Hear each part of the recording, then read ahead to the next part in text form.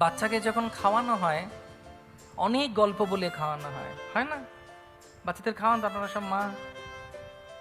এই চাঁদ এসে গেল, ওই দেখো দেখো পাখি উড়ে যাচ্ছে, ইলি মুখ খোলো মুখ খোলো মুখ খোলো, মুখগুলো যে মুখগুলো ঝিনুক দিয়ে ক্লাক এটা হবে।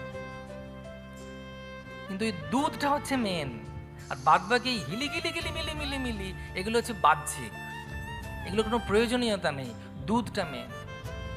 সেরকম আমরা ইস্কনে আসছি, মন্দিরে আসছি, বেস্ট ফিলসফি, লাইফস্টাইল বেস্ট, কিন্তু যদি সব কিছু না বুঝে যদি অন্যদিকে চলে যায়, গীতার সংসার হয়ে যায়, সব সংসার ত্যাগ করে কৃষ্ণের চরণে এসে হাওয়ার একটা সংসার হয়ে, এ কি করলো, ও কি করলো, ও কেন ওরকম বললো, ও কেন, তাহলে কিনে ক্ষীণে পুণ্যে মত্তলোকে সগচ্ছে, আবার চলে আসতে হবে এখানে।